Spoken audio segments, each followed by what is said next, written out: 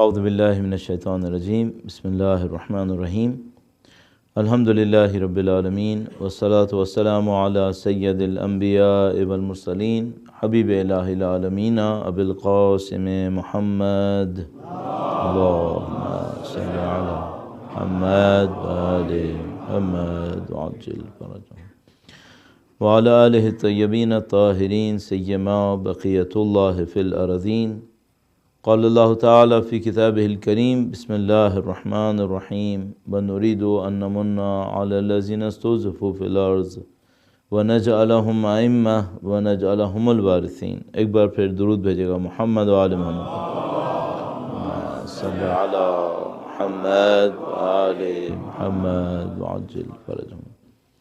پروردگار عالم کا انتہائی شکر ہے، انتہائی احسان ہے، اس نے ہمیں سوچنے سمجھنے والوں میں سے قرار دیا، حالات کو جاننے والوں میں سے قرار دیا۔ روایات میں مومن کی علامتوں میں سے ایک علامت یہ بیان کی گئی ہے کہ مومن اپنے حالات سے باخبر ہوتا ہے، اپنے معاملات کو پہچاننے کی کوشش کرتا ہے، اس کو ایک حربے سے بار بار دھوکہ نہیں دیا جا سکتا۔ المومن کیس، مومن ہوشیار ہوتا ہے۔ تو یہ جو پروگرام ہے زاویہ، اس کا ٹائٹل ہے، اس پروگرام کا ہدف بھی یہی ہے، وہ یہ ہے کہ ہم اور آپ اپنے واقعات کو پہچان سکیں، اپنے حالات کو جان سکیں۔ اس میں ہم کوشش کر رہے ہوتے ہیں کہ جو کچھ بھی واقعات پیش آ رہے ہیں اس کے اوپر کم سے کم ایک رائے، ایک اوپینین آپ کے سامنے پیش کی جائے، اور اس رائے اور اوپینین سے زیادہ اہم یہ ہے کہ اس تک پہنچنے کا جو انالیسس ہے وہ انالیسس آپ کے سامنے پیش کیا جائے۔ ہمارا ہدف ہرگز یہ نہیں ہوتا، اور ہم یہ بات سالوں سے کہہ رہے ہیں، کہ آپ ہماری اوپینین کو اختیار کر لیجئے، اڈاپٹ کر لیجئے، بلکہ ہمارا ہدف یہ ہوتا ہے کہ آپ جو انالیسس کا پروسیجر ہے اس پروسیجر کو دیکھیے، اور اس کے بعد جو آپ کے پاس انفارمیشن ہے اس کو دیکھتے ہوئے، اس انالیسس کے پروسیجر کو دیکھتے ہوئے آپ اپنے طریقے سے کوئی اور انالیسس کیجئے، کسی اور رزلٹ تک پہنچیے۔ تو اوپینین دینا ہمارا ہدف نہیں ہے، بلکہ انالیسس کا طریقہ کار پیش کرنا، یہ ہمارا ہدف ہے۔ اس میں ایک اور ہمارا ہدف یہ بھی تھا کہ جب ہم نے اس کام کو شروع کیا تو بہت سارے لوگوں کے نزدیک یہ کویسچن تھا کہ آیا دینی محافل کے اندر اس قسم کے موضوعات پر گفتگو ہونی چاہیے یا نہیں ہونی چاہیے۔ تو الحمدللہ وہ گزرے برسوں کی بات تھی، اب لوگ اس بات میں خود معتقد ہیں کہ بھئی یہ کام ہونا چاہیے، اور لوگ یہ بھی ہم سے کہہ رہے ہیں کہ آپ کے مرنے کے بعد کا کیا ہوگا، تو اب لوگ آگے کی بھی سوچ رہے ہیں۔ بہرحال یہ بہت پازیٹیو ہے کہ لوگوں نے اس کی ضرورت کو ایکسیپٹ کیا ہے، اور لوگ یہ چاہتے ہیں کہ اس کام کے اوپر زیادہ سے زیادہ لوگ داخل ہوں، اس کام کو انجام دینے کی کوشش کریں۔ بہرحال ہم اپنے طریقہ کار کو یہاں پر بھی وہی فالو کریں گے، البتہ تھوڑا سا تبدیل اس طرح سے کریں گے کہ جب ہم پاکستان میں اس کو شروع کر رہے تھے تو ہم نے یہ ابتدا میں کہا تھا کہ ہم بین الاقوامی تعلقات کے اوپر زیادہ کنسنٹریٹ کریں گے، پاکستان کے حالات کو زیادہ ٹچ نہیں کریں گے، اور خاص کر تشیع کے حالات کو۔ اور اس کی وجہ یہ تھی کہ جیسے ہی ہم پاکستان کے حالات کو ٹچ کرتے تھے تو ہمیں کچھ مسائل کا سامنا کرنا پڑتا تھا، اور وہ جو پاکستان میں مختلف لوگ ہیں جن کے بارے میں اب ہاں نہیں کہیں گے، وہ ظاہر ہے کہیں نہ کہیں پھر ریاکٹ کرتے تھے۔ اس کے بعد پھر کبھی اگر مجبوری ایسی آئی کہ تشیع کے اوپر بات کرنی پڑ گئی تو پھر تو معاملہ اور خراب ہو جاتا تھا۔ تو ہم زیادہ تر اوائڈ کرتے تھے کہ جو پاکستان میں اہل بیت کے چاہنے والے رہ رہے ہیں ان کے حالات کے اوپر زیادہ گفتگو ہم نہ کریں، انالیسس نہ کریں، مگر یہ کہ بہت مجبوری کے عالم میں جب دیکھتے تھے کہ نہیں یہ معاملہ اتنا سنگین ہے کہ اب اس کے اوپر کچھ نہ کچھ کہنا پڑے گا تو وہ ہم کہہ دیا کرتے تھے، اور ظاہر ہے پھر اس کے نتائج جو ہے وہ برداشت کر لیا کرتے تھے۔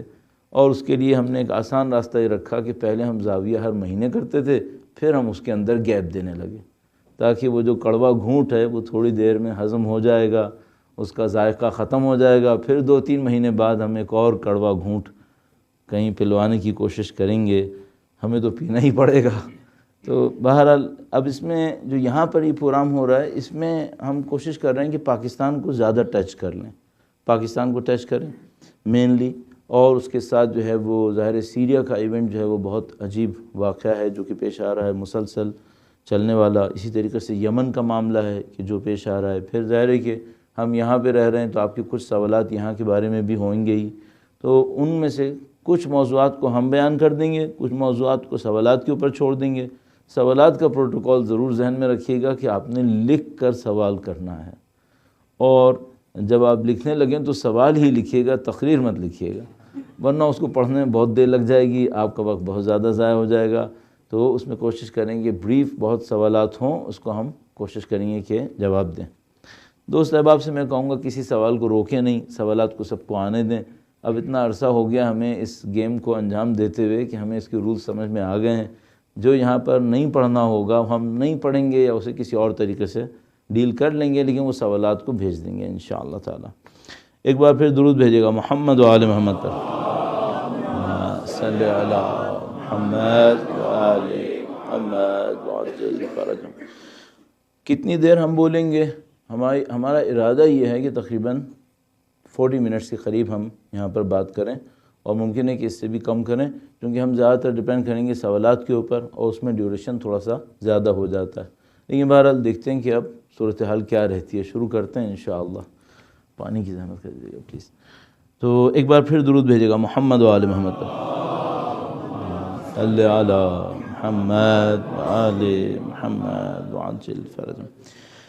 پاکستان میں جو کچھ پیش آ رہا ہے اس کے بارے میں ظاہر ہے ہم سب کے ذہن میں ایک سوال ہے، اور یہ تو ہم سب سمجھ رہے ہیں کہ کچھ تبدیلیاں آ رہی ہیں۔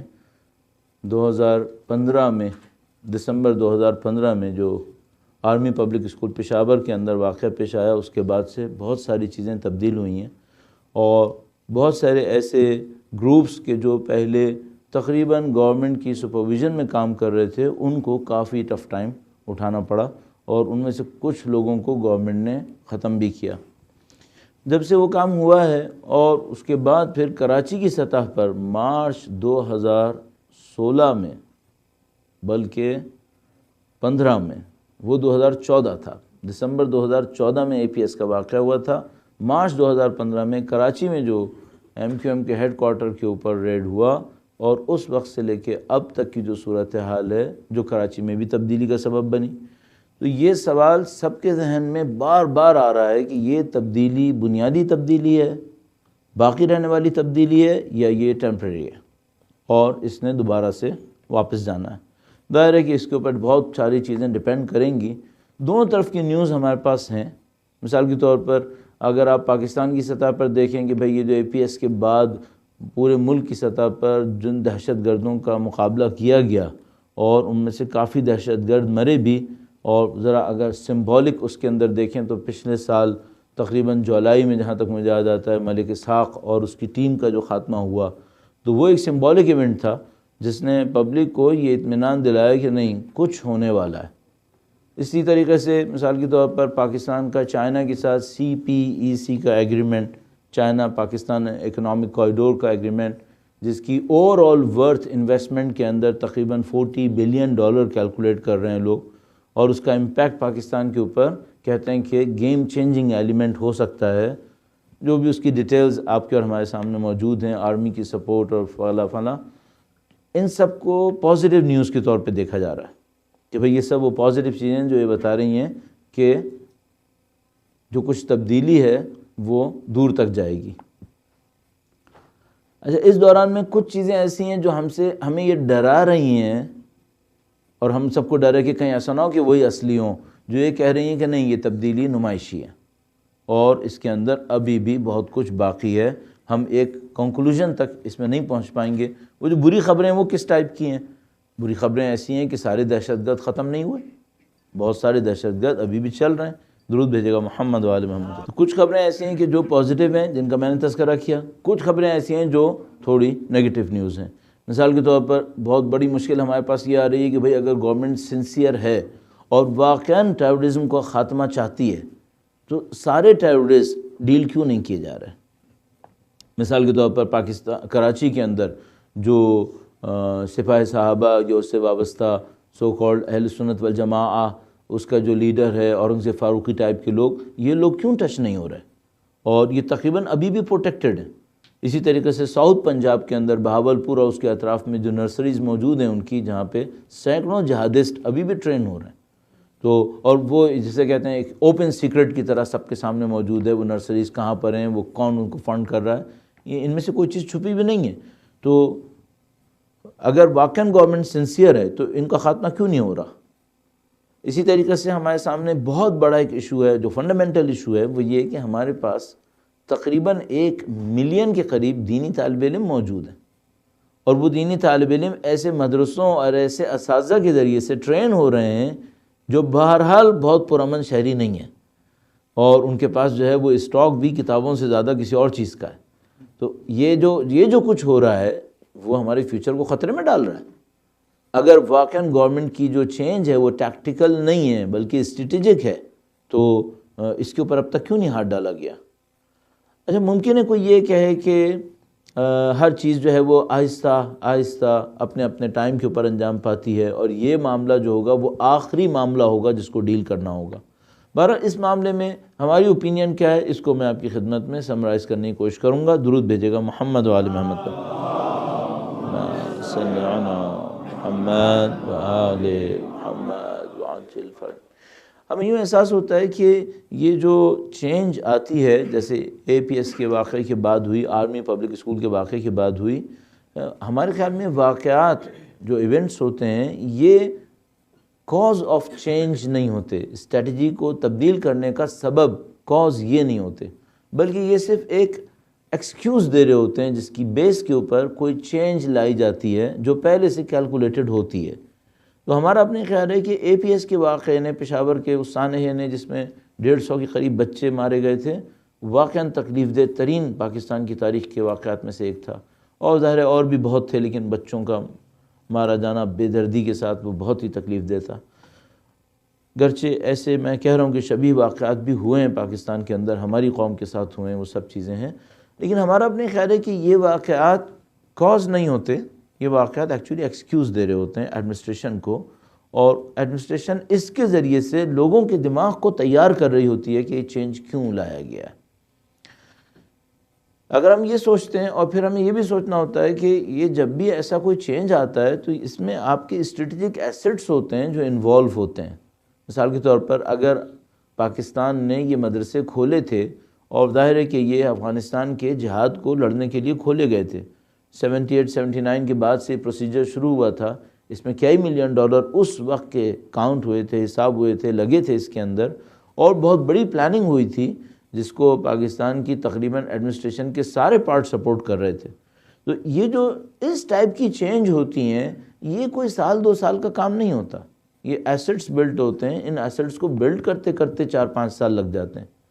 تو جب پاکستان نے مثال کے طور پر 78-79 میں یہ سوچا ہوگا کہ اب ہم سعودی عرب کا پیسہ استعمال کر اور وہابی آئیڈیالوجی کو استعمال کر کے جہادسٹ بنائیں گے، اور وہ جہادسٹ جو ہوں گے وہ افغانستان کے اندر جا کر رشیا سے لڑیں گے، تو ظاہر ہے کہ یہ کام اوور نائٹ نہیں ہوا ہوگا. ان بلڈنگز کے بننے میں، ٹیچرز کے آنے میں، اسٹوڈنٹس کے جمع ہونے میں، ان کے جہادی بننے میں 3-4 سال تو اسی میں لگے ہوں گے. اب 3-4 سال لگنے میں، اب معاملہ 3-4 سال کا نہیں ہے، جو ہم گفتگو کر رہے ہیں اس کو 30 سال ہو گئے. اس 30 سال کے اندر آپ کی اسٹریٹجک ایسٹس کی ورتھ، اگر ان کو ہم ایسٹس کہہ سکیں، ٹربل نہ کہیں، تو یہ ورتھ جو ہے وہ کئی $100 of millions کے اوپر پہنچتی ہے. اب آپ نے اس کو وائنڈ اپ کرنا ہے، اور وائنڈ اپ کر کے ایک نئی اسٹریٹجی کو یہاں پہ لے کے آنا ہے. تو میرا اپنے خیال ہے کہ یہ جو واقعات ہوتے ہیں یہ کوئی حادثاتی واقعات نہیں ہوتے کہ چونکہ اے پی ایس کا ایونٹ ہوا اچانک آپ نے کہا نہیں اب بچے مارے گئے لہذا اب ہم سب کو چینج کر رہے ہیں. نہیں، پہلے سے چینج آ چکا ہوتا ہے، پہلے سے سوچا جا چکا ہوتا ہے، یہ ایک ایکسکیوز بن رہی ہوتی ہے. اسی طرح ایک اور کوشچن آتا ہے وہ یہ کہ مثال کے طور پر اگر یہ جو چینج آ رہی ہے یہ current chief of army staff کی وجہ سے آ رہی ہے، راحیل شریف صاحب کی طرف سے آ رہی ہے، اور راحیل شریف صاحب ابھی چند مہینے واپس جانے والے، تو کیا یہ چینج باقی رہے گی؟ تو پھر میں کہوں گا کہ آپ کو پہلے یہ فیصلہ کرنا ہوگا کہ یہ جو چینج آتی ہے یہ انسٹیٹیوشنل ہوتی ہے یا یہ پرسنل ہوتی ہے. ایسٹس کے جس لیول کی ہم بات کر رہے ہیں یہ ہرگز پرسنل نہیں ہو سکتے، یہ انسٹیٹیوشنل ہوتے ہیں. یعنی مثال کے طور پر کیا ہم یہ کہہ سکتے ہیں کہ پاکستان کے اندر جو کچھ 80s میں ہوا وہ صرف ضیاء الحق نے کیا تھا، آرمی کا اس میں کوئی رول نہیں تھا، باقی آرمی کا؟ میرا نہیں خیال کہ ایسا ہوا ہو. صحیح ہے کہ وہ چیف آف آرمی اسٹاف تھا، لیکن جو کچھ بھی ہوا وہ سب کی کانسنٹ سے ہوا ہے، اس کے اندر پاکستان شامل تھا، اور پاکستان کے انسٹیٹیوٹس مختلف شامل تھے، چاہے گورنمنٹ کوئی بھی ہاتھ کی رہی ہو. تو میرا نہیں خیال کہ یہ وہ چیزیں ہوتی ہیں جو پرسنل لیول کے اوپر ہوتی ہیں، ورنہ آپ خود تصور کریں جیسے 88 میں ضیاء الحق کا خاتمہ ہوا تھا، اس وقت اسٹریٹجک چینج کیوں نہیں آیا؟ اس وقت مثال کے طور پر سو کالڈ لبرل آئے تھے اس وقت. مثال کے طور پر آج تک اسلم بیگ صاحب اپنے آپ کو لبرل فگر کے طور پر شو کر رہے ہیں. تو اگر وہ لبرل فگر آئی تھی اور وہ چیف آف آرمی اسٹاف تھے تو انہوں نے اس اسٹریٹجی کو کیوں چینج نہیں کیا جو فینیٹکس نے اور ریڈیکلز نے بنائی تھی؟ اس کا مطلب ہے کہ یہ جو پالیسیز بن رہی ہوتی ہیں یہ پرسنلائز نہیں ہوتی، یہ انسٹیٹیوشنل لیول کے اوپر بن رہی ہوتی ہیں، اور ایک دو آدمیوں کے بیچ میں مختلف فکر کے ہونے سے انسٹیٹیوشنل اسٹریٹجیز چینج نہیں ہوتی. اب اگر یہ سب کچھ ہو رہا ہے اور ہم اس کو کہیں کہ یہ راحیل شریف صاحب کا کام ہے، ایک حد تک کنٹریبیوشن آپ ان کا ایکسیپٹ کر سکتے ہیں، لیکن آپ یہ کہیں کہ انہی کا کام ہے اور آپ پھر ڈاؤٹ کریں گے ان کے جانے کے بعد کیا ہوگا، میرا اپنے خیال ہے کہ یہ بات صحیح نہیں ہے. ہمیں اپنے طور پہ سوچنا پڑے گا کہ آیا یہ جو انجام پاتا ہے یہ سب کی رضایت اور ملنے سے ہوتا ہے یا ایک آدمی سے ہوتا ہے. تو آپ اس بات کو اس وقت کم از کم ایسا لے سکتے ہیں کہ نہیں یہ انسٹیٹیوشنل ہوتا ہے، اور اس کی ایک نشانی یہ ہوتی ہے کہ پاکستانی آرمی تھرڈ ورلڈ کی کنٹریز میں شاید واحد آرمی ہے جس نے 70 سال میں کبھی بغاوت نہیں کی اپنے ہیڈ کے خلاف. اگر آپ تھرڈ ورلڈ کنٹریز کی آرمیز کو جا کے دیکھیں، چاہے وہ افریقہ میں ہوں، چاہے وہ مسلم کنٹریز کے اندر اور نان مسلم کنٹریز کے اندر ہوں، حتیٰ ساؤتھ امریکہ وغیرہ کے اندر، آپ دیکھیں گے مسلسل آرمیز کے خلاف بغاوت ہوتی ہے. آپ کو دیکھنا پڑے گا کہ انسٹیٹیوشنلی پاکستانی آرمی کے اندر کون سا ایسا ایلیمنٹ ہے جس نے 70 سال میں اس ملک میں جو one of the most unstable countries تھا اس کے اندر کبھی آرمی میں بغاوت نہیں ہونے دی. اور اگر کوئی ایک آدھ اٹیمپٹ ہوئی بھی ہے تو وہ اتنی مائنر اور اتنے لو لیول کے اوپر ہوئی ہے کہ اس کا کوئی اثر آج تک اوپر نہیں آ پایا. ظاہر ہے میرا اشارہ ایک اٹیمپٹ کی طرف ہے جو ظہیر الاسلام نامی صاحب تھے وہ انوالو ہوئے تھے اس میں، لیکن وہ کوئی بڑا کام نہیں کر سکے. آج تک 70 سال میں یہ آرمی انٹچ رہی ہے اس معاملے کے اندر. ان کے پاس یقیناً کوئی انسٹیٹیوشنل ایلیمنٹ ہے، اور میرا اپنے خیال ہے کہ وہ مجھے اس پہ شاید زیادہ کمنٹ نہیں کرنے چاہیے، لیکن میرا اپنے خیال ہے کہ وہ کو کمانڈرز کے انٹریکشن کے اوپر ڈیپینڈ کر رہا ہے کہ جو کور کمانڈرز کا انٹریکشن ہے اور اسپیشلی جونیئر آفیسرز کی ورتھ جو کور کمانڈرز کے اجلاس کے اندر ہے، میرا اپنے خیال ہے اس کی وجہ سے یہ انسٹیٹیوشنلی اتنا اسٹرانگ ہے کہ اس کے اندر آج تک بغاوت نہیں ہوئی ہے.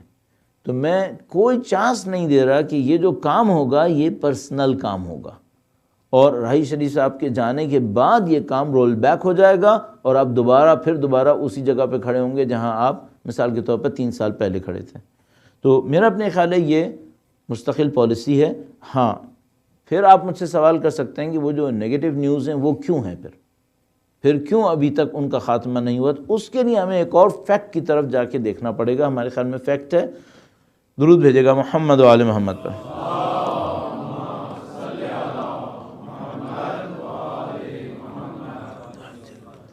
ایک ڈسکشن ہمارے پاس ہے وہ یہ کہ پاکستان میں چاہے وہ پولیٹیشنز ہوں یا وہ بیوروکریٹس ہوں، چاہے وہ آرمی ہوں، جو پاکستان کے 3 پاور پلرز ہیں، ان میں سے کون سا ایسا ہے جس کی روٹس عوام کے اندر ہیں؟ مثال کے طور پر کیا آرمی کی روٹس عوام کے اندر ہیں؟ پولیٹیشنز کی روٹس عوام کے اندر ہیں؟ بیوروکریٹس کی روٹس عوام کے اندر ہیں؟ میرا اپنے خیال ہے کہ تینوں میں سے کوئی بھی نہیں ہے. ان لوگوں کی عوام کے اندر جڑیں نہیں ہیں، اور نہ ہی عوام کی ان کے ساتھ کوئی لائلٹی ہے.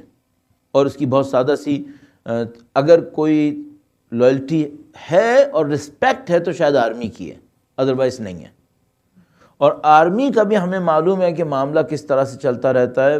وہ لوگ اس معاملے کے ماسٹرز ہیں کہ کس طریقے سے اپنے ریپوٹیشن کی حفاظت کریں، اور حتیٰ ہمارے جیسے لوگ جو کچھ چیزوں کو سمجھنے کے قابل ہو جائیں وہ بھی بہت ساری مصلحتوں کی وجہ سے اتنے ہوشیار ہیں کہ آرمی کی ریپوٹیشن کو انڈر کوسچن نہ لے کے جائیں. اس میں کچھ ذاتی مصلحتیں بھی ہو سکتی ہیں، لیکن اس سے بڑھ کر ایک قومی مصلحت ہے، وہ یہ کہ یہ واحد ادارہ ہے جو ابھی اتنا انڈر کوسچن نہیں ہے. عوام کا اس کے اوپر کسی حد تک اعتماد ہے. تمام تر ڈیفیشنسیز کے باوجود ہمارے جیسے لوگ بھی اس بات کو کہیں گے کہ فی الحال اس انسٹیٹیوٹ کی رسپیکٹ کو باقی رکھا جائے، ورنہ معاملہ ڈس اپوائنٹمنٹ کی طرف چلا جائے گا، عوام کے اندر ایک ایسی نا امیدی آئے گی جس کو سنبھالنا ہمارے لیے ملکی سطح کے اوپر شاید مشکل ہو جائے گا۔ تو بہت ساری وجوہات ہیں جو یہ بتا رہی ہیں کہ عوام میں جڑیں نہیں ہیں، لیکن بہرحال یہ سروائیو کر رہے ہیں یہاں پر۔ اچھا، جس گروپ کی عوام میں جڑیں نہیں ہوتی، کوئی بھی پولیٹیکل سسٹم لے لیجئے، کوئی بھی پاور پلر لے لیجئے، جب اس کی عوام میں جڑیں نہیں ہوتی ہیں تو اس کو کچھ ایسے انسٹرومنٹس رکھنے پڑتے ہیں جس سے وہ عوام کو کنٹرول میں کرے، کیونکہ اس کے پاس عوام کے درمیان کوئی انٹریکشن، پازیٹیو انٹریکشن نہیں ہے۔ مثال دے لیجئے، کیا پاکستانی عوام اپنے سیاستدانوں پہ اعتماد کرتی ہے؟ ظاہر ہے کہ نہیں کرتی۔ اگر پاکستانی عوام اپنے سیاستدانوں پہ اعتماد نہیں کرتی تو یہ الیکشن میں جو اتنے رزلٹ آ جاتے ہیں پولز کے اوپر، ووٹنگ میں، یہ کیا ہوتا ہے؟ کیا پولیٹیشنز یہ کریں گے کہ فیئر الیکشنز کروا کر اور ان رزلٹس کو لوگوں کے سامنے بیان کر دیں؟ تقریباً ہم سب کو پتہ ہے کہ ایسا کہانی میں ہوگا اور ریالٹی میں کبھی نہیں ہوگا۔ اچھا، جب کسی کا عوام کے اندر روٹس نہیں ہوتی تو وہ مجبور ہوتا ہے کہ وہ فورن ایلیمنٹس کے اوپر ڈیپینڈ کرے۔ تو مثال کے طور پہ یہ پولیٹیشنز یا کرپشن کے اوپر ڈیپینڈ کریں گے، یا مثلاً ریئل فورن ایلیمنٹس کے اوپر، ادھر ادھر سپر پاورز اور فنا کے اوپر ڈیپینڈ کریں گے کہ ان کے ذریعے سے پھر اپنے رول کو لے کر چلیں۔ اب بہت سادہ سی مثال اگر آپ اس کو دیکھنا چاہیں، سعودی عرب کو دیکھ لیجئے۔ کیا آل سعود کی جو رولنگ ہے وہ پبلک میں ان کی لیجیٹیمیسی کی وجہ سے؟ پبلک کے نزدیک ان کی لیجیٹیمیسی ہے ہی نہیں۔ اگر کبھی سعودیوں کو موقع ملے، میرا نہیں خیال کہ وہ آل سعود کو باقی رکھیں گے۔ تو اگر آل سعود کے پاس یہ لیجیٹیمیسی نہیں ہے تو رول کرنے کے لیے کس کے اوپر ڈیپینڈ کریں گے؟ نیچرلی کہ وہ فورن پاورز کے اوپر ڈیپینڈ کریں گے، وہ اپنے پیسے کے ذریعے سے، اپنی طاقت کے ذریعے سے اپنی عوام کو کنٹرول کرنے کی کوشش کریں گے۔ یہی کچھ یہاں پر بھی ہو رہا ہے۔ آرمی چونکہ اس معاملے میں کم از کم ڈاؤٹ رکھتی ہے کہ پبلک کے اندر ان کی روٹس کتنی ہیں، وہ مجبور ہیں ایک اس مسئلے کی خاطر کچھ لوگوں کو اپنے پاس تیار رکھیں جن سے وہ اپنی پسند کے کام لینا چاہیں گے۔ اور ایک اور ایشو بھی ہے، اس کو میں آپ کی خدمت میں عرض کرتا ہوں۔ درود بھیجے گا محمد و آل محمد پر، صلی اللہ محمد و آل محمد۔ آرمی کے پاس ایک تو ایشو یہ ہے کہ اس کے پاس پبلک کے اندر لائلٹی نہیں ہے، تو وہ کچھ ایسے گروپس کو اپنے پاس رکھے گی جس سے آپ لوگوں کی اصطلاح میں ڈرٹی ورک کروانا ہوگا، وہ کروائے گی۔ ایک اور مشکل بھی ہے، ان کی ایک اسٹریٹجی چل رہی ہے ان کے دماغ میں، میرا اپنے خیال ہے کہ اب اس سے دستبردار ہونا چاہتے ہیں لیکن اب باہر نہیں نکل پا رہے۔ اس کو یہ لوگ کہتے ہیں اسٹریٹجک ڈیپتھ کے نام سے۔ اسٹریٹجک ڈیپتھ یہ ہے کہ آپ اپنے ہمسایہ ملکوں کے اندر کچھ ایسے گروپس بنا کر رکھیں جن کے ذریعے سے ہمسایہ ہاسٹائل کنٹریز کو، جو نیبرنگ ہاسٹائل کنٹریز ہیں، ان کو آپ کنٹرول کر سکیں۔ بدقسمتی سے پاکستان کی یہ اسٹریٹجی چل رہی ہے، تو اس نے انڈیا کو کنٹرول کرنے کے لیے کشمیر پکڑا ہوا ہے، افغانستان کو کنٹرول کرنے کے لیے طالبان لیا ہوا ہے، اور خدا نہ کرے ایسا ہو کہ ایران کو کنٹرول کرنے کے لیے بلوچستان پکڑا ہوا ہو۔ ہمارے پاس تقریباً یقین ہے کہ انہوں نے انڈیا کے اندر، کشمیر کے علاقے کے اندر بہرحال گروپس رکھے ہوئے ہیں۔ یہ دنیا کے ہر پڑھے لکھے آدمی کو اور غیر پڑھے لکھے آدمی کو بھی پتہ ہے کہ ہاں بھئی ایسا ہے۔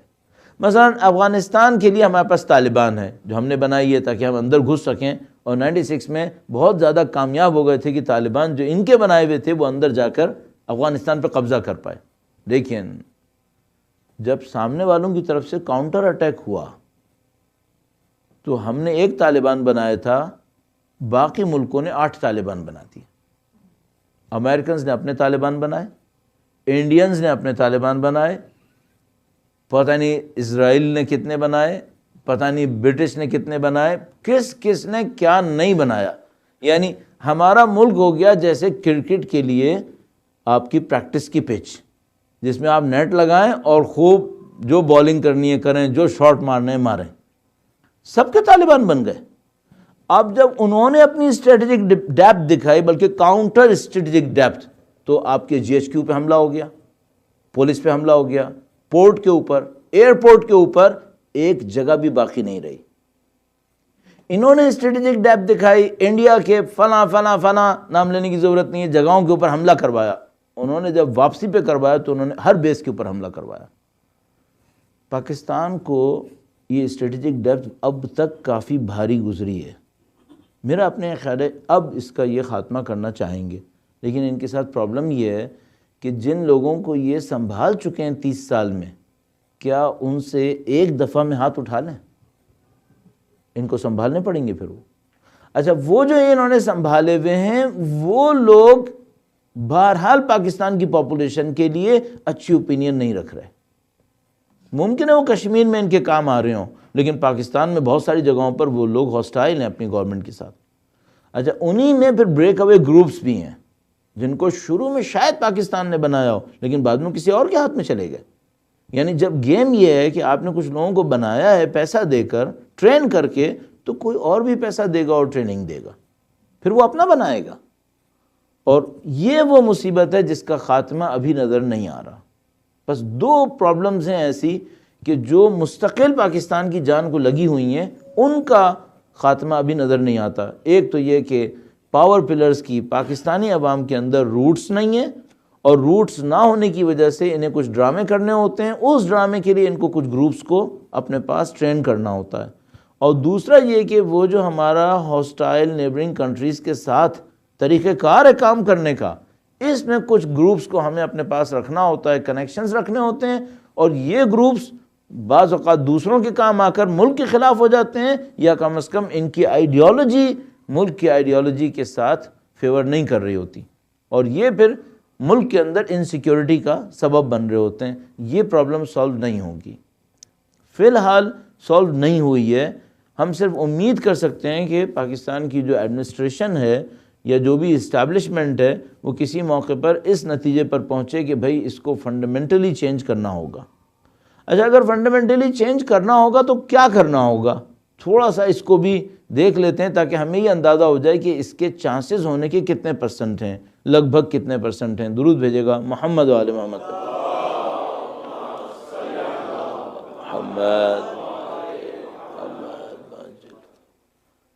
اب ڈسکشن کا پوائنٹ کہاں پہ پہنچا ہوا ہے؟ چونکہ بعض اوقات میں ڈرتا ہوں میں ادھر ادھر جاتا رہوں اور پیچھے دوست کہہ رہے ہیں پتہ نہیں بات کہاں چل رہی ہے، کچھ سمجھ بھی نہیں آ رہا۔ پوائنٹ اس پر ہے اس وقت وہ یہ کہ کیا کوئی چانس ہے کہ ہماری اسٹیبلشمنٹ اپنے اس بیہیویئر کو چینج کرے کہ وہ پبلک کو کنٹرول کرنے کے لیے گروپس پالتی ہے، نیبرنگ کنٹریز کو ڈیل کرنے کے لیے گروپس پالتی ہے؟ کیا اس میں کوئی چینج ایکسپیکٹڈ ہے؟ ہاں، اس میں پرابلم یہ ہے کہ ہماری جو اسٹیبلشمنٹ ہے جو ان 3 پلرز کے اوپر کھڑی ہوئی ہے، میں نے عرض کیا آرمی اور بیوروکریسی اور پولیٹیشنز، ان کو بہرحال کچھ ایسے پریویلیجز کی عادت پڑ گئی ہے جو باقی دنیا کے ممالک میں ان کا حق نہیں ہے۔ یعنی مثلا ہم آرمی کی بہت رسپیکٹ کرتے ہیں بہت ساری وجوہات کی بنیاد پہ، لیکن بہرحال وہ لطیفہ مشہور ہے کہ ہر ملک کی ایک آرمی ہوتی ہے اور ہماری آرمی کا ایک ملک ہے۔ تو اس طرح کا ایک معاملہ ہے، کچھ ایسی پریویلیجز ان لوگوں کے پاس ہیں جو دوسری جگہوں کے اوپر ایکسپیکٹڈ نہیں ہیں اور ایکسیپٹیبل بھی نہیں ہیں۔ میں اس کی ڈیٹیلز آپ کی خدمت میں عرض نہیں کر پاؤں گا، اور میں بہت زیادہ یعنی اس کی ڈیٹیلز تقریباً سب کو معلوم ہے۔ تھوڑا سا آپ کسی کتاب کو پڑھنا چاہیں، پاکستان میں کچھ کتابیں بین ہوئی ہیں اس بات کی وجہ سے کہ جو آرمی کے رول کو ڈکلیئر کر رہی تھیں۔ اور بہرحال مجھے تو پاکستان واپس جانا ہوتا ہے نا بالآخر، تو اس میں یہ ہے کہ آپ خود ہی تھوڑا سا محنت کر لیجئے گا، نیٹ کے اوپر سرچ کر لیجئے گا، آپ کو بہت ساری ایسی کتابیں مل جائیں گی کہ جس کے اندر یہ سب بیان ہوا ہے کہ یہاں ہو کیا رہا ہے۔ اچھا، جس کے منہ کو ایک دفعہ یہ لگ جاتا ہے اس کے منہ سے یہ چھٹتا نہیں ہے پھر۔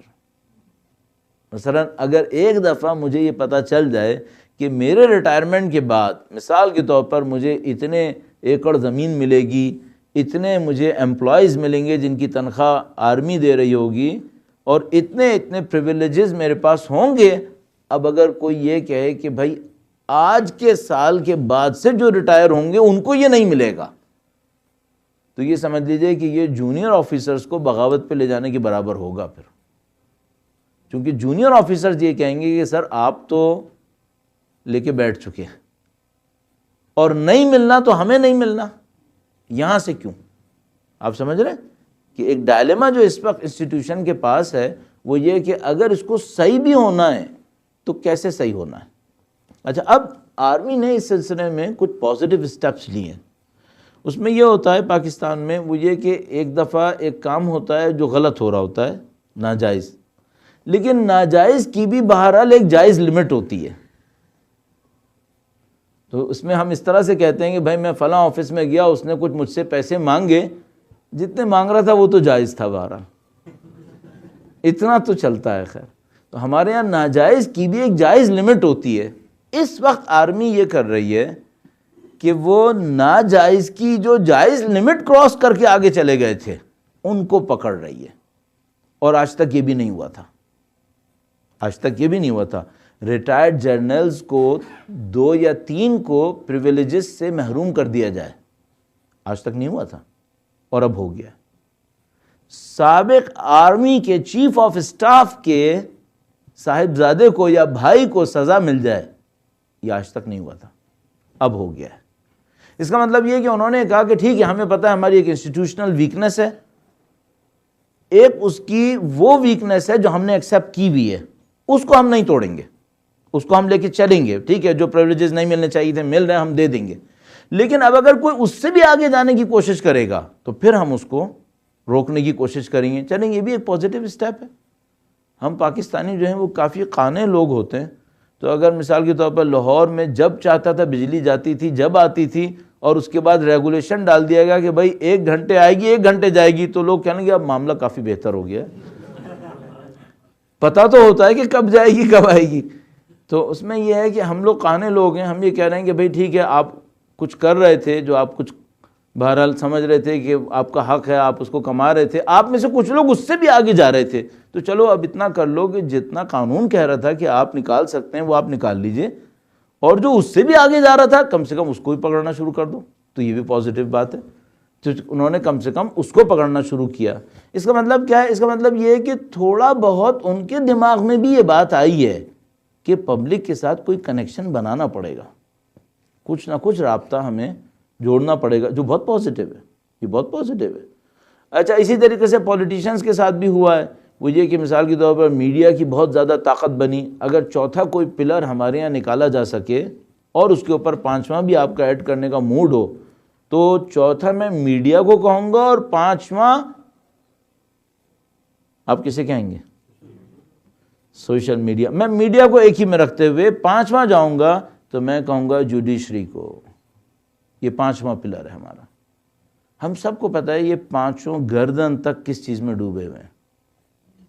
ان سب کو قوم پال رہی ہے، ان سب کو قوم پال رہی ہے، اور سب کیا کرنا ہے یہ تقریباً سب کو معلوم ہے. لیکن اب ہماری خواہش صرف اتنی ہے کہ بھائی ایسا ہے کہ تھوڑا کچھ کر کے بھی دکھاؤ، تھوڑا کر کے بھی دکھاؤ. تو الحمدللہ کچھ چیزیں اس اعتبار سے بہتر ہو رہی ہیں. بہرحال میں یہ سمجھ رہا ہوں چینج پرماننٹ ہے. میرا اپنے یہ خیال ہے چینج پازیٹیو ہے. چینج جو ہے وہ ریلائبل چینج ہے. ہاں یہ کہ اوور نائٹ کوئی میریکل ہونے والا ہے ایسا ظاہر ہے کہ نہیں ہوگا، یہ بہت دیر لگے گی. ابھی بھی اگر یہ پازیٹیو ٹرینڈ میں چلتا رہے تو کچھ نہ کچھ بہتری آئے گی. لیکن ایک بات ذہن میں رکھیے گا، کسی بھی قسم کے آئیڈیالزم میں نہیں جائیے گا. یہ لوگ دنیا پرست ہیں. دنیا پرست بھیڑیے ہوتے ہیں، اور بھیڑیے کمزور کو کھا جاتے ہیں. تو اس قسم کے کسی خوش فہمی میں نہیں رہیے گا کہ یہ لوگ کچھ اور کر دیں گے، یہ کچھ اور نہیں، ایسا کچھ نہیں ہوگا. اچھا، آپ کے ذہن میں ایک سوال آ سکتا ہے مجھے کہ یہاں بھی تو دنیا پرست رہ رہے ہیں، یہاں کیوں ہو جاتا ہے؟ یہاں دنیا کی کاسٹ پہ ہوتا ہے، وہاں کسی اور کی کاسٹ پہ نہیں ہو سکتا. یہاں پوری دنیا کا سرمایہ چوری ہو کر جمع ہوتا ہے، وہاں کہیں اور کا چوری ہو کے جمع نہیں ہوگا. دبئی میں کیسے ہوتا ہے؟ سب کو معلوم ہے کیسے ہوتا ہے. پوری دنیا کے ڈرٹی منی کا پارکنگ لاٹ ہے، اس طرح وہاں پہ ہوتا ہے. یہاں پہ کیسے ہوتا ہے؟ میں نے بتا دیا. پوری دنیا کٹتی ہے، مرتی ہے، یہ لوگ پلتے ہیں.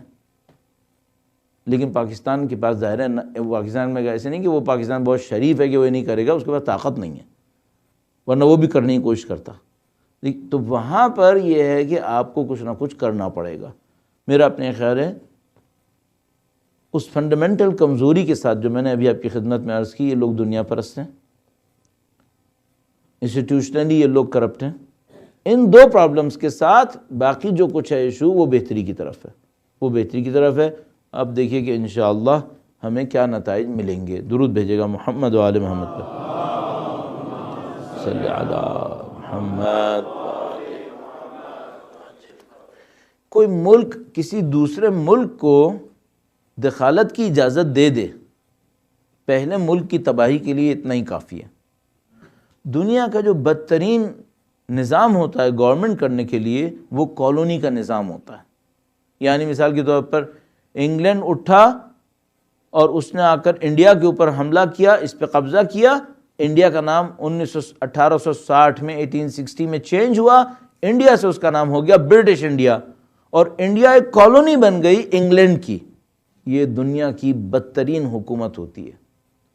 جتنا ظلم اس میں ہوتا ہے کسی اور میں نہیں ہوتا۔ وحشتناک حرکتیں یہاں پر انجام پاتی ہیں اور کسی کے پاس کچھ کرنے کی طاقت نہیں ہوتی۔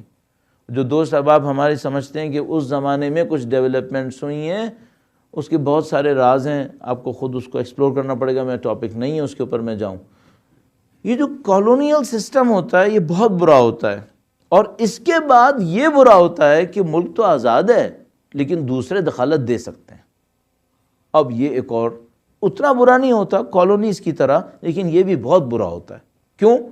جو دوسرا ملک دخالت دیتا ہے، انٹرفیئر کرتا ہے، وہ کس کے انٹرسٹ میں کر رہا ہوتا ہے؟ ظاہر ہے اپنے انٹرسٹ میں کرے گا۔ مثلا اگر پاکستان کے اندر فرض کر لیجئے سعودی عرب دخالت دے گا تو پاکستان کے لیے دے گا؟ پاکستان کی انٹرسٹ میں کرے گا؟ نہیں۔ کیا اس نے مسجد کھولی ہوئی ہے کہ فی سبیل اللہ سب کی مدد کرتا پھرے گا؟ نہیں، اس کا اپنے انٹرسٹ ہیں، اپنے انٹرسٹ کی خاطر کرے گا۔ سب سے امپورٹنٹ چیز جو کسی بھی ملک کے لیے ہوتی ہے وہ اس کے نیشنل انٹرسٹ ہوتے ہیں، اور اگر نیشنل انٹرسٹ کو سیو کرنے والی کوئی باڈی نہ رہے تو دوسرے ملک اس ملک سے کھیلتے ہیں پھر، اور جب وہ دوسرے ملک سے کھیلتے ہیں تو وہ اپنے مفاد کے لیے کھیلتے ہیں۔ تو مثال کے طور پر آپ دیکھ سکتے ہیں 79 کے بعد جب سعودیوں نے پاکستان میں انٹرفیئر کیا، انہوں نے مدرسے بنائے، ملینز آف ڈالرز انہوں نے وہاں پہ خرچ کیے، تو کس کے لیے کیے؟ آیا یہ جنگ پاکستان کی جنگ تھی؟ یا مثلا امریکنز نے انٹرفیئر کیا، انہوں نے افغانستان کے اندر رشیا کو اسٹک کرنے کی کوشش کی، ورنہ رشیا ہاٹ واٹر تک پہنچ جاتا، پرشین گلف میں آئل کی سپلائی کو ڈسکنیکٹ کر دیتا اور ان کے گلے کو چوک کر دیتا۔ تو یہ جو امریکہ نے جہادی جنگ لڑی افغانستان کے اندر، یہ پاکستان کے حق میں تھی؟ نہیں، اس کا پاکستان سے کوئی تعلق ڈائریکٹلی نہیں تھا، یہ ان کی جنگ تھی۔ لیکن انہوں نے دخالت دی پاکستان کے اندر تو سب سے زیادہ نقصان پاکستان کو اٹھانا پڑا۔ پاکستان کی بدقسمتیوں میں سے ایک بدقسمتی یہ ہے کہ اس کا بھی راز ہے کیوں ایسا ہوا ہے، چونکہ رولرز کی روٹس عوام کے اندر نہیں ہیں۔ چونکہ رولرز کی روٹس عوام کے اندر نہیں ہیں، وہ اپنے رول کو کنٹینیو کرنے کے لیے ادھر ادھر سے مدد لیتے ہیں۔ اور جب میں سعودی عرب کو کہہ رہا ہوں تو شاہ ایران کو کیوں نہ کہوں؟ سیم کام شاہ ایران کر رہا تھا، وہ پاکستان کے اندر دخالت دیتا تھا، اس کو اٹھاؤ اس کو بٹھاؤ۔ اصغر خان کا مشہور کیس موجود ہے بھٹو کے زمانے میں کہ اصغر خان کی بھانجی اسکول میں کہیں کہہ بیٹھی کہ میرے ماموں بادشاہ، میرے ماموں وزیر اعظم بننے والے ہیں، چونکہ شاہ ایران نے ان کو اجازت دے دی ہے۔ تو وہ ایک دم سے لیک ہوا کہ بھائی یہ کیا مصیبت ہے، تو پتہ چلا کہ ہاں واقعاً ایسا ہی ہوا تھا، جس پہ شاہ ایران اصغر خان پہ بہت غصے ہوا کہ تمہارے بیوقوف، تمہاری بھانجی جو اسکولوں میں جا کر ہماری پالیسی کو ڈسکلوز کر رہی ہے۔ شاہ ایران دخالت دیتا تھا چونکہ امریکہ کا سب سے بڑا وہاں پہ نمائندہ تھا، ریپرزنٹیٹو تھا وہ۔ تو آپ کسی بھی ملک کو دخالت کی اجازت دیں گے تو ملک کے لیے اچھا نہیں ہے۔ پاکستان کے لیے بہت برا ہے کہ سعودی عرب دخالت دیتا ہے، اور نہ صرف یہ کہ دخالت دیتا ہے بلکہ اس کو اٹھاؤ اس کو بٹھاؤ، یہ سب اس کے ہاتھ میں چلا جاتا ہے۔ خدا کا شکر ہے تھوڑے وقت سے پاکستان کو یہ بات سمجھ میں آئی ہے کہ ہمیں کہیں نہ کہیں سعودی عرب کا مقابلہ کر لینا چاہیے۔ اچھا، کیا اس وجہ سے سمجھ میں آئی کہ ان کے قومی جذبے ابھر گئے؟ نہیں، اس وجہ سے سمجھ میں آئی کہ اب وہ پٹا ہوا گھوڑا ہے، اب وہ ریس نہیں جیت پائے گا، اس کی اپنی جان پہ بنی ہوئی ہے، وہ خود پھنسا ہوا ہے یمن کے اندر، ادھر ادھر فضول اس نے اپنے آپ کو پھنسایا ہوا ہے اپنی جان کو، وہ سمجھ رہا ہے اس میں میری بقا کا، اس میں اس میں باقی رہ جاؤں گا اس طرح سے۔ تو ان کو نظر آ رہا ہے کہ اب جو ہے وہ سعودی عرب کا بہرحال کچھ نہ کچھ کرنا ہوگا۔ پاکستان نے افغان جنگ کے دوران جو ایک بہت بڑا کارنامہ کیا پاکستانی اسٹیبلشمنٹ نے، انہوں نے امریکنز کو پاکستان کے پاور پلرز میں پینیٹریٹ نہیں کرنے دیا۔ انفلوئنس تو تھا امریکنز کا، لیکن انہوں نے پینیٹریٹ نہیں کرنے دیا۔ سارے افغان جنگ خود لڑتے تھے، البتہ پیسہ ظاہر ہے وہاں سے لیتے تھے، انٹیلیجنس لیتے تھے، ویپنز بھی لیتے تھے، لیکن بہرحال اپنے کام کو بھی کرتے تھے، وہ بھی اپنے کچھ مفادات کی خاطر ہوتا تھا۔ بہرحال سعودیز بہت آگے تک چلے گئے، سعودیز نے پاکستان میں بہت اکھاڑ پھچاڑ کیا، اور میں اپنے طور پہ سمجھتا ہوں پاکستان کی بدقسمتیوں میں سے ایک بدقسمتی یہ ہے کہ ان کے اندر سعودی اتنے آگے تک گئے تھے۔ کم از کم 1.5 سال پہلے 2 سال پہلے انہوں نے اس بات کو احساس کیا کہ اب بہت ہو گئی ہے۔ اگر آپ کو یاد ہو، BBC کے وسعت اللہ خان کا ایک کلپ، آڈیو کلپ مشہور ہوا تھا بخشو کے نام سے، آپ کو یہ دیکھنا پڑے گا وسعت اللہ خان کیا چینج کو لوگوں کے درمیان پھیلانے کا انسٹرومنٹ تھا۔ اس کی وجہ یہ ہوتی ہے کہ جو اندر سے چینج آ رہی ہوتی ہے، اس کو بھی پبلک کے درمیان ایکسیپٹیبل بنانے کے لیے کچھ میڈیمز کو استعمال کرنا پڑتا ہے۔ تو 2 آپ کے پاس رائے ہو سکتی ہیں، یا تو وسعت اللہ خان اتنے بڑے انالیسس کرنے والے تھے اور اینالسٹ تھے کہ انہوں نے اتنے عرصے پہلے اس بات کو جج کر لیا کہ اب سعودیوں سے تعلقات خراب ہونے والے ہیں، یا آپ کو یہ سوچنا پڑے گا کہ کسی پاور کے چینل نے، کوریڈور نے ان کو یہ کہا کہ بھائی اب اس فکر کو پاکستان میں ایکسیپٹیبل بنانا پڑے گا، تو آپ کچھ کریں اس کے لیے۔ بہرحال یہ سب کچھ ہو رہا ہوتا ہے، تو اس میں ایک سمبولک جیسچر تھا کہ جس کے اندر یہ کہا گیا کہ بھائی اب بنیاد پرستی کا خاتمہ ہو جانا چاہیے پاکستان کے اندر، اور وہ ہونا شروع ہو گیا۔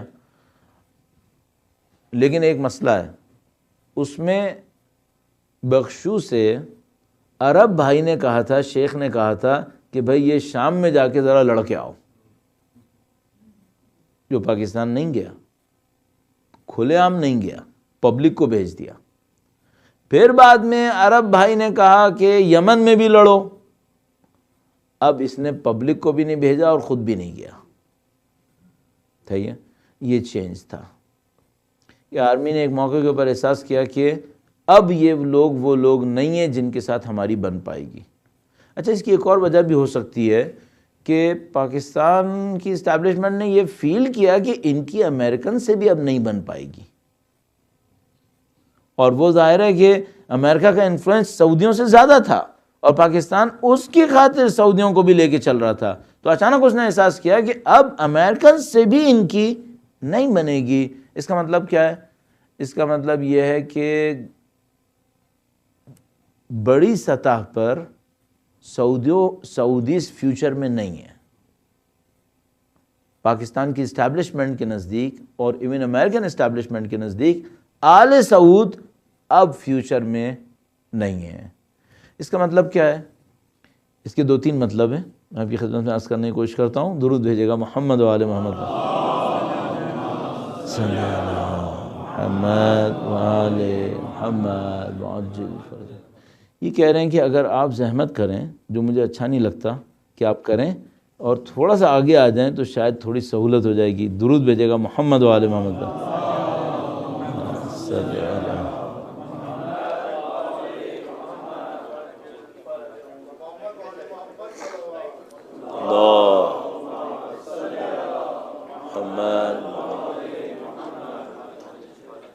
ایک بار پھر درود بھیجے گا محمد و آل محمد۔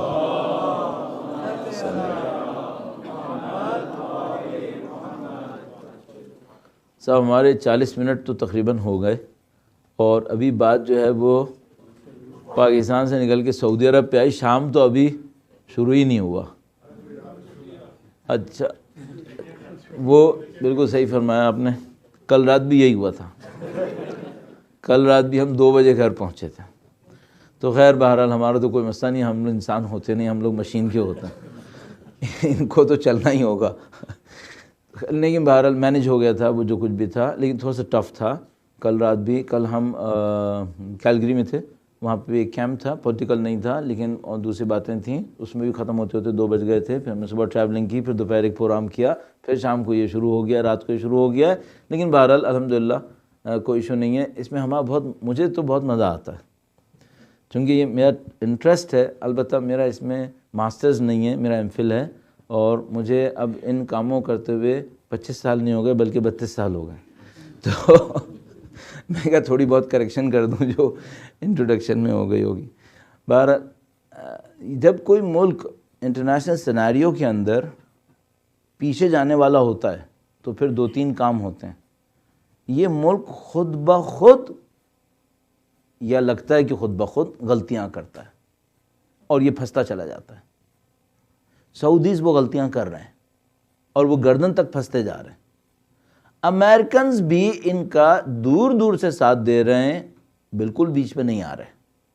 اس کا مطلب ہے امریکن اسٹیبلشمنٹ نے اس کو ریئلائز کر لیا ہے کہ یہ لوگ باقی رہنے کے قابل نہیں ہیں۔ سعودیز کو بھی یہ پتہ ہے کہ امریکن اسٹیبلشمنٹ نے اس بات کو ریئلائز کر لیا ہے کہ ہم باقی رہنے کے قابل نہیں ہیں، وہ ان کی مسٹیکس کو ہونے دے رہے ہیں۔ مثال کے طور پر یمن میں آنا ان کا ایک بلنڈر تھا، ان کو کسی صورت نہیں آنا چاہیے تھا۔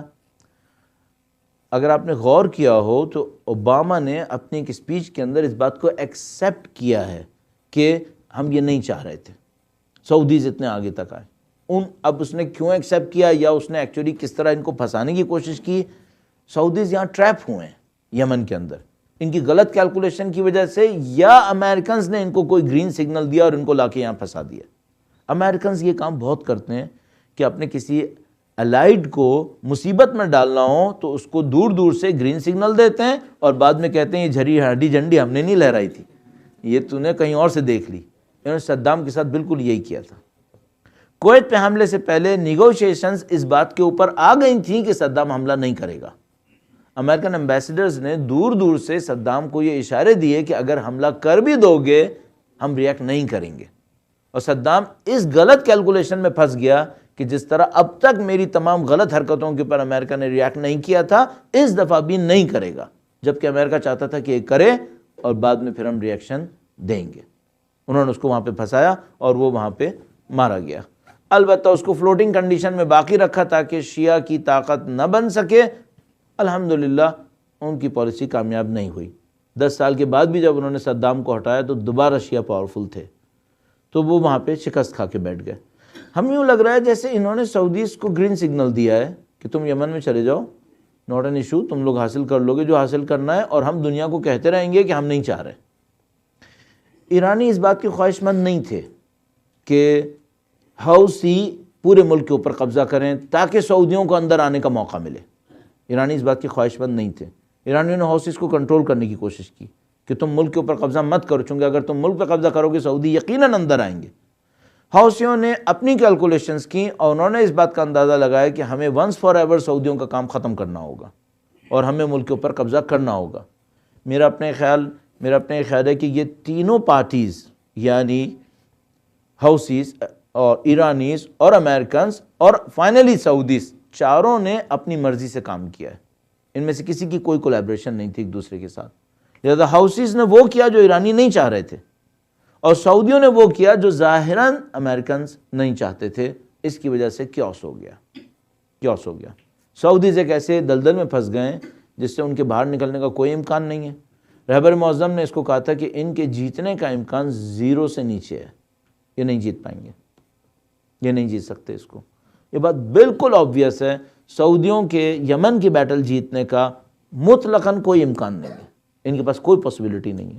آپ نے دیکھا ہوگا کہ کل جو ریلی ہوئی ہے، جو یمن کے ساتھ مذاکرات ہوئے سعودیوں نے اس میں وہی اپنی سپریمیسی دکھانے کی کوشش کی جس کے کوئی پوائنٹ نہیں تھا، اور یمنیوں نے اس کو قبول نہیں کیا، اور اس کے بعد یمنی جو انقلابی فورس تھی اس نے اپنی ایک گورنمنٹ صنعاء کے اوپر اسٹیبلش کی اور پبلک سے کہا کہ جو اس گورنمنٹ کے سپورٹر ہیں وہ روڈ کے اوپر آئیں، اور وہ 100,000 کے اندر صنعاء کی روڈز پر آئے اور انہوں نے اپنی وفاداری کا اعلان کیا کہ ہم انقلابی حکومت کے ساتھ ہیں۔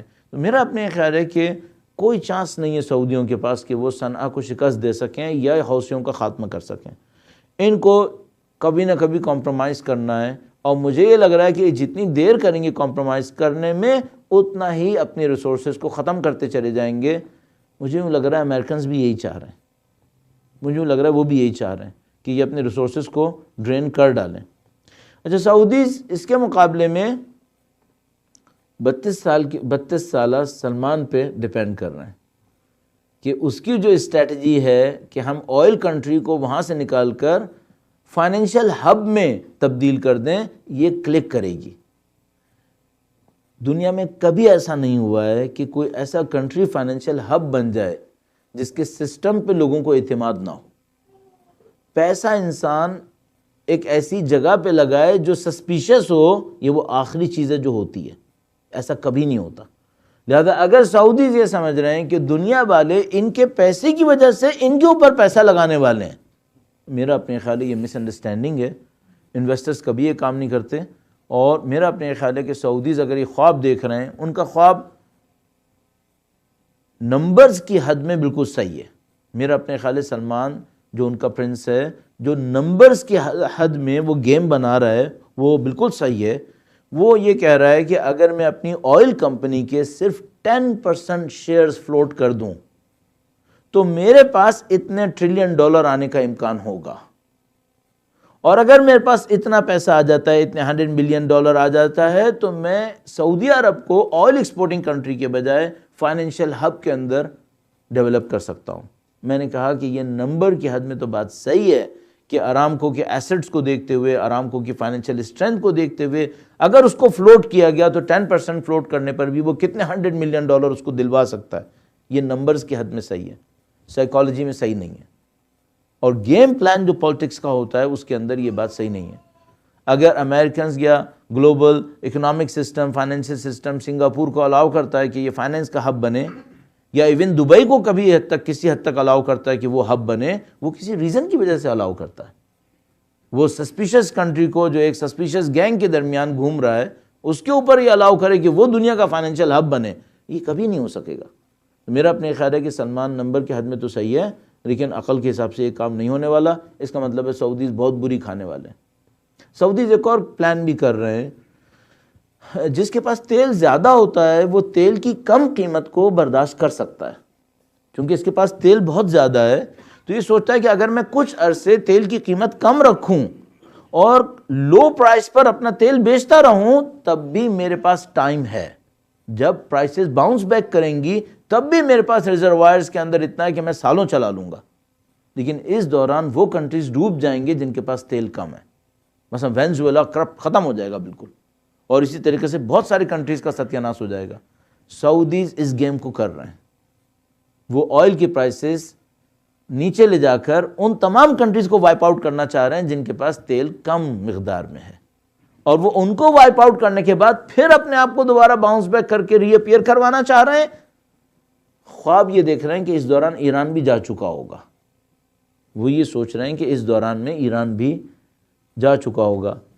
ایک مجھے سمجھ میں نہیں آتا، بعض اوقات جب انسان غلط کیلکولیٹ کرتا ہے تو کتنا غلط کیلکولیٹ کرتا ہے۔ ایران وہ کنٹری ہے جو $8.5 فی بیرل پر جنگ لڑ رہا تھا۔ جب ایرانی عراق کے درمیان جنگ چل رہی تھی اس وقت آئل پرائسز $8.59 پر بیرل تھی، اس وقت ابو 40 ہے اور کوئی جنگ نہیں ہو رہی، تو کیوں ایران ڈوبے گا؟ یہ ان کی کھوپڑی میں نہیں آئے گا ابھی، اور یہ اس کی وجہ سے اپنے تمام تر ریسورسز کو ختم کیے چلے جا رہے ہیں۔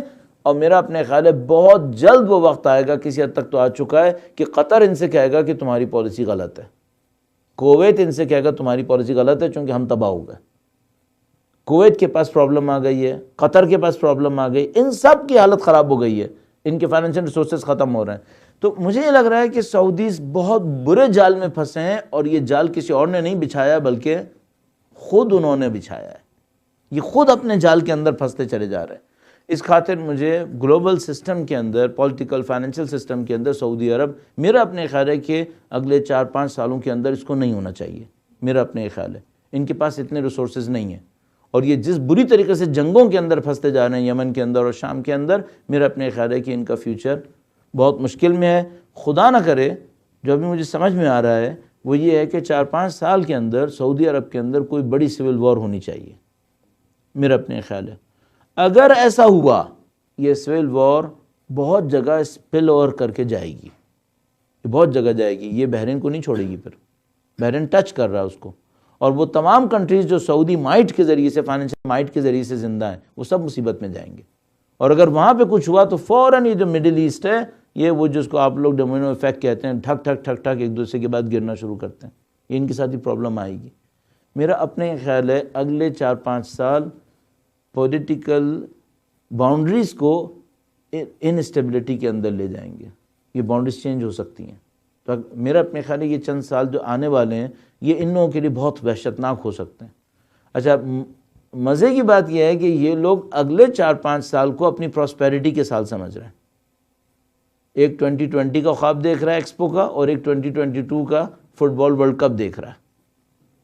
صحیح ہے؟ یہ پاسبل ہے کہ کوئی قوم اتنی بڑی غلطی کرے؟ ہاں یہ پاسبل ہے، یہ ہو جاتا ہے، قوموں کے ساتھ اتنے بڑے بلنڈرز ہو جاتے ہیں۔ میں آپ کو نہیں اس میں ٹچ کروانا چاہتا، لیکن بہرحال قرآن کریم میں لکھا ہوا ہے کہ ہم کسی قوم کے اوپر عذاب بھیجتے ہیں، عذاب کے بادل ان کے سر پہ ہوتے ہیں، تو وہ کہتے ہیں اب ہمارے اوپر بارش برسنے والی ہے، ھذا عارض ممطرنا، یہ وہ بادل ہیں جو ہم پہ بارش برسائیں گے۔ خدا فرماتا ہے یہ بادل نہیں جو بارش برسائیں گے، اس میں تمہارے لیے عذاب علیم ہے، انتظار کرو۔ قوموں کی حالت یہ ہوتی ہے، سر کے اوپر بادل کھڑا ہوتا ہے عذاب کا، وہ سمجھتے ہیں بارش برسنے والی ہے۔ مجھے لگتا ہے ان کا ڈرامہ یہی ہے، یہ 2020 ایکسپو کے خواب دیکھ رہے ہیں، ورلڈ کپ کے خواب دیکھ رہے ہیں، اور میرا اپنے خیال ہے کہ زمین ان کے نیچے سے نکلے چلی جا رہی ہے۔ بہرحال یہ 3-4 سال کے اندر ہمیں نظر آئے گا۔ ایک اور مشکل ہے، جس دنیا میں میں اور آپ زندگی گزار رہے ہیں، اس میں چینج بہت تیز ہے، ہمارے پاس ایک عجیب روایت ہے، 25-30 سال سے تو میں اس روایت کو دیکھ رہا ہوں اور اس کے معنی کو دیکھتا ہوں کس طرح سے امپلیمنٹ ہو رہا ہے۔ اس روایت میں تھا کہ جو آخری وقت آئے گا اس میں واقعات اتنی تیزی سے تبدیل ہوں گے کہ لوگ واقعات کو نہیں سمجھ پائیں گے۔ تو اس میں لکھا تھا کہ جیسے تسبیح ٹوٹ جاتی ہے، انسان ایک دانے کو پکڑنے لگتا ہے اور بہت سارے دانے بکھر جاتے ہیں۔ مجھے لگ رہا ہے اس وقت یہی ہو رہا ہے کہ ابھی ایک ایونٹ ختم نہیں ہوتا، ایک اور شروع ہو جاتا ہے، اس کے بعد اس کے نئے نئے پہلو شروع ہو جاتے ہیں۔ مثال کے طور پر ابھی سیریا ختم نہیں ہوا تھا، یمن شروع ہو گیا۔ اچھا، ابھی سیریا اور یمن چل رہا تھا، بیچ میں ٹرکش کود گئے۔ ابھی ٹرکش بیچ میں آئے تھے، اللہ بلا کر رہے تھے، ان کا رشین سے معاملہ خراب ہو گیا، اب رشین سے معاملہ پھر دوبارہ جڑ گیا۔ صحیح ہے؟ یہاں ہو کیا رہا ہے؟ کچھ وقت پہلے ہم نے عرض کیا تھا کہ سیریا میں جو بلاکس بنے ہوئے ہیں، اب میں آخری ٹاپک کی طرف جلدی جا کر 1-2 جملے کہہ کر جو میرے بڑے لمبے ہوتے ہیں اس کو ختم کروں تاکہ آپ سوال فرمائیں۔ میں نے عرض کیا تھا سیریا کے معاملے میں کہ سیریا کے اندر جو بلاکس بنے ہوئے ہیں ان میں اسٹیبلٹی نہیں ہے، یہ بہت ٹیمپرری انٹرسٹ کے اوپر بنے ہوئے ہیں، کسی بھی وقت یہ بلاک ٹوٹ جائیں گے۔ مثال کے طور پر جو پرو مقاومت بلاک ہے، جس میں ظاہر ایران ہے، مقاومت ہے، اور سیریا ہے، اور روس اس کے ساتھ ہے، کیا گارنٹی ہے کہ روس ہمیشہ ساتھ رہے گا؟ نہیں، کوئی گارنٹی نہیں ہے، کبھی بھی خراب ہو سکتا ہے۔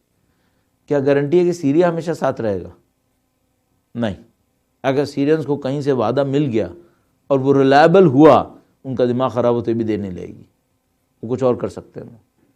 ادھر سے بلاک ہے سعودیز کا، قطر اور امریکنز کا، کیا یہ سب ایک دوسرے کے ساتھ چلیں گے؟ اصلا سعودیز قطریز کے ساتھ نہیں چل پا رہے۔ پھر ان کا الائنس ہے داعش، القاعدہ اور جبہۃ النصرہ کے ساتھ، کیا یہ سب ایک دوسرے کے ساتھ چلیں گے؟ جبہہ داعش کے خلاف ہے، کتنے محاذوں پہ جنگ چل رہی ہے۔ یہاں شام میں ہو کیا رہا ہے؟ شام میں ایسی جنگ چل رہی ہے جو ورلڈ وار کی ایک مائکرو کاپی ہے اور انتہائی انسٹیبل ہے، اس میں کوئی اسٹیبلٹی نہیں ہے۔ اس کے گروپس فوراً اپنے آپ کو چینج کرتے ہیں۔ اب یہ دیکھیے جو ٹرکش نے کیا ہے، یہ گیم 1 سال میں نہیں ہونا چاہیے تھا، چند مہینوں میں ہو گیا کہ پہلے انہوں نے رشینز کے ساتھ ٹھیک ٹھاک معاملہ خراب کیا، اور چند مہینوں کے اندر جا کے انہوں نے اس کے ساتھ بات کرنے کی کوشش کی کہ ٹھیک ہے معاملہ صحیح کرتے ہیں۔ کیا رشینز یورپین سے تھک گئے؟ ٹرکش اور اب یورپین سے معاملے کو ختم کرنا چاہتے ہیں، چونکہ مائگریشنز کے ایشو کے اوپر اور یورپ کے ویزا کی ریکوائرمنٹ کے اوپر ان کی نہیں بن پائی ہے، لہذا وہ رشیا کے ساتھ بیٹھے ہیں، اور یہ ٹیکٹکس ہیں، اسٹریٹجی نہیں ہے، یعنی کہ نہیں، یہ واقعاً اسٹریٹجی ہے۔ اور ٹرکش اب اپنے آپ کو دوبارہ امریکن بلاک سے نکال کر رشین بلاک کی طرف لانا چاہ رہے ہیں۔ یہ ابھی معلوم ہوگا، میرا اپنے خیال یہ ٹیکٹکس ہیں، یہ اسٹریٹجی نہیں ہے، یہ ٹرکش گیم کر رہے ہیں۔ صرف مصیبت یہ ہے کہ ٹرکش اور کانفیڈنٹ ہوئے ہوئے، مجھے یوں لگ رہا ہے کہ ٹرکش اور کانفیڈنٹ ہیں۔ یہ جو کوپ کا ایشو تھا، اردوغان نے جو جعلی بغاوت کروائی، اس کے بعد پتہ نہیں کیا کچھ کروایا، یہ اس کی اور کانفیڈنٹ ہونے کی نشانی ہے۔ ایسا گیم کھیل رہا ہے جس میں سب سمجھ رہے ہیں کہ یہ کیا کر رہا ہے، اور یہ سمجھ رہا ہے کہ دوسرے نہیں سمجھ رہے ہیں۔ یہ پاگل پنا ہے۔ جب کوئی رولر اتنا اور کانفیڈنٹ ہو جاتا ہے، یہ وحشتناک غلطیاں کرتا ہے، اپنی قوم کے لیے مصیبت لے کے آتا ہے۔ میرے خیال میں ٹرکی کو پھنسا گیا ہے، یہ ٹرکی کو دہشت گردی میں لے گیا ہے، اور میرا اپنے خیال ہے یہ اتنا اور کانفیڈنٹ ہے، اس کو سمجھ میں نہیں آ رہا کہ کیا کر کے بیٹھ گیا ہے، اور اس وقت یہ سمجھ رہا ہے یہ چیمپئن ہے۔ یہ احمقانہ حرکتیں کر رہا ہے، یہ ٹرکی کے لیے بہت نقصان دہ ہو رہا ہے۔ میرا اپنے خیال ہے کہ یہ فی الحال نہیں سمجھے گا، اور شاید یہ بھی ضیاء-ال-حق کے پیچھے جائے گا۔ مجھے لگ رہا ہے کہ اس کا اینڈ یہ ہوگا کہ یہ بھی ضیاء-ال-حق کے پیچھے جائے گا، اور اس کے بعد پھر ٹرکی دیکھیے کہ کس مصیبت میں پھنسے گا۔ ٹرکی اچھی جگہ پہ نہیں کھڑا، اور مجھے بہت افسوس ہوتا ہے واقعا۔ ٹھیک ٹھاک اچھے اسپیڈ سے جا رہے تھے، کم سے کم اکانومی کو سنبھال لیا تھا، لیکن ان بیوقوفوں نے اپنے آپ کو سیریا میں پھنسایا، یا مجھے لگتا ہے کہ گلوبل ایڈمنسٹریشن نے ان کو پھنسایا تاکہ یہ ڈیولپ نہ ہو سکیں۔ بہرحال اب یہ پھنس چکے، ان کا نکلنا بہت مشکل ہے۔ ہم نے بہت تفصیلی بات کر لی، 40 منٹ کا کیا کہ ابھی جناب علی تقریباً 1 گھنٹہ تو بات تقریباً ہو چکی ہے، تو اب یہاں پر اس کو روکتے ہیں۔ بہت سارے پوائنٹس ابھی باقی ہیں جو آپ جب سوال کریں گے تو اس کے اندر ہم اس کو ڈسکس کریں گے۔ ایک بات میں آپ سے ریکویسٹ کروں گا، ہمارا جو کام ہے وہ اس انالیسس کو پیش کرنا ہے، اوپینین کو ڈیولپ کرنا یا ریپروڈیوس کرنا آپ کا کام ہے۔ آپ نے اوپینین کو خود بنانا ہے۔ پھر ہمارا کام یہ نہیں ہے کہ ہم آپ کو دیں کہ آپ ہماری اوپینین لیں، یہ میں نے پہلے بھی آپ کی خدمت میں عرض کیا تھا۔ تو اس کا مطلب میں آپ سے یہ کہنا چاہ رہا ہوں کہ ابھی اگر آپ سوالات میں یہ کہنا کہ آپ کی یہ رائے غلط ہے، تو میں کہوں گا اچھا ٹھیک ہے غلط ہے، چونکہ اوپینینز دینا میرا کام نہیں ہے، میرا کام انالیسس دینا ہے۔ اس انالیسس کے باریکیوں کو آپ سوال کر سکتے ہیں کہ اس انالیسس میں یہ جو ڈائمنشن ہے، آیا آپ نے دیکھا اس کو یا نہیں دیکھا۔ لیکن اگر آپ یہ ثابت کرنے کی کوشش کریں کہ غلط ہے، تو میں کہوں گا یہ ٹاپک نہیں ہے، یہ ٹاپک نہیں۔ جائیے آپ اپنی اوپینین بنائیے، ہم نے کون سا آپ سے یہ کہا ہے کہ آپ ہماری اوپینین کو لیں۔ آپ یہ بھی مت کیجیے گا کہ کسی سے کہے گا یہ شیعہ اوپینین ہے، نہیں، میرے پاس ایسا کوئی حق نہیں ہے کہ میں کسی قوم کی اوپینین کو پیش کروں۔ یہ میری ذاتی ایک رائے ہے جو غلط بھی ہو سکتی ہے، اور 2-3 دفعہ غلط ہو چکی ہے، ٹھیک ہے۔ لیکن یہ مجھے پتہ ہے کہ کچھ فنڈامنٹلز ہیں، وہ فنڈامنٹلز چینج نہیں ہوتے۔ مثلا آخری بھی جھٹکا میں دے دوں جاتے جاتے، میں ابھی تک اس بات کا معتقد ہوں کہ آپ ریسیشن سے باہر نہیں آئے۔ 2008 کا ریسیشن میرا خیال ہے ختم نہیں ہوا ہے۔ آرٹیفیشلی پیسے کو پمپ کر کے، آرٹیفیشل منی کو پمپ کر کے ہم نے اس اکانومی کو، گلوبل اکانومی کو ان لوگوں نے دوبارہ کھڑا کیا۔ آپ کو پتہ ہے بیل آؤٹس کتنے کے ہوئے ہیں؟ تقریباً $2.5 ٹریلین کے اوور آل بیل آؤٹس ہوئے ہیں 2-3 ملکوں کے اندر، اور یہ ایک آرٹیفیشل حرکت ہے۔ فنڈامنٹلز چینج نہیں ہوئے ہیں، فنڈامنٹلز چینج نہیں ہوئے۔ میرا اپنے خیال ہے 2008 کا ریسیشن اسٹل ہے، ابھی بھی چل رہا ہے۔ اب آپ کہیں گے نہیں بھائی یہ احمقانہ بات ہے، ہماری ٹورنٹو کی جو پراپرٹی ہے اس کے ریٹ 13% پر اینم بڑھے ہیں۔ یہ ڈرامے بہت ہوتے ہیں، ڈرامے بہت ہوتے ہیں۔ تو لیٹس سی، فنڈامنٹلز کچھ اور ہوتے ہیں، اور جو اوپر سمٹمز نظر آ رہے ہوتے ہیں وہ کچھ اور ہوتے ہیں۔ میں آپ سے ہمیشہ درخواست کروں گا، فنڈامنٹلز کو کبھی اگنور مت کیجیے گا، چاہے اوپر کتنا ہی چمک رہا ہو۔ فنڈامنٹلز اگنور نہیں ہو سکتے۔ ایک آدمی کے بلڈ میں اگر کینسر ہے، اوپر وہ میراتھن بھی جیت جائے تو بھی میں کہوں گا کینسر ہے اور یہ مرے گا، چاہے وہ آج میراتھن جیت جائے، کیونکہ فنڈامنٹل یہ کہہ رہے ہیں کہ یہ ختم ہو چکا ہے۔ تو ہمیشہ اس کے اوپر توجہ دیتے رہیے۔ پالیٹکس میں بھی فنڈامنٹلز ہیں، اکنامکس کے اندر بھی ہیں، ان کے اوپر کمپرومائز مت کیجیے گا۔ اچھا، ہم لوگ کمپرومائز کیوں کرتے ہیں؟ ہم یہ کہتے ہیں CNN نے یہ کہا تھا، فاکس نے یہ کہا تھا۔ بھائی کیا یہ لوگ معصومین ہیں؟ نعوذ باللہ تعالی، یہ کیا دنیا کے سچے لوگ ہیں؟ دنیا کی جھوٹے ترین قوم یہاں پہ بسی ہوئی ہے ان چینلز کے اندر، یہ، اور ان لوگوں کو بھی میں جھوٹا نہیں کہہ سکتا، سسٹم جھوٹا ہے، فاکس کا سسٹم غلط ہے، میڈیا کا اوور آل پاکستان کے اندر ہی کیوں نہ ہو، کیونکہ ان کا کام ہی کچھ اور ہے۔ ان کا کام فیکٹس ڈیلیور کرنا نہیں ہے، ان کا کام کچھ اور کرنا ہے۔ ہم سب کو معلوم ہے کہ کس طریقے سے کیا کام کر رہے ہوتے ہیں. تو یہ فیکٹس پیش کرنے کی جگہ نہیں ہے. میرے خیال میں ان کے ہاں جو کام کر رہے ہوتے ہیں وہ بھی ایک دوسرے کو سمجھاتے رہتے ہوں گے کہ اگر ان میں سے کوئی اچھلنے کی کوشش کرے کہ نہیں یہ حق ہے جس کو لوگوں کو بتاؤ، ایک تو نہیں اچھلے گا، کوئی اتنا پاگل نہیں ہے وہاں پہ، لیکن اگر کرے گا بھی تو اس کو باقی کولیگز بتائیں گے بھائی صاحب یہ وہ چینل نہیں ہے، آپ اس کے لیے کہیں اور جائیے، یہاں پہ کوئی اور ڈرامہ ہو رہا ہے. اور یہ میرے خیال میں میری 2+2=4 کی طرح ہے، اس میں سب کو، آپ لوگوں کو بھی پتہ ہے یہ باتیں. تو آپ فنڈامنٹلز کو اگنور مت کریں، اس کو دیکھتے ہوئے بات کریں، اس کے اوپر اسٹریٹجی اور ٹیکٹکس بلڈ کریں. درود بھیجیں محمد و آل محمد.